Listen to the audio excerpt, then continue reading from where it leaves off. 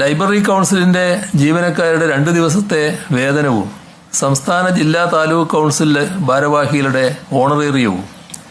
executive committee അംഗങ്ങളുടെ sitting ഫീസും ലൈബ്രറിയന്മാരുടെ അലവൻസിൽ നിന്നുള്ള വിഹിതവും ഗ്രന്ഥശാലകളുടെ ഗ്രാന്റിൽ നിന്നുള്ള വിഹിതവും ചേർത്ത്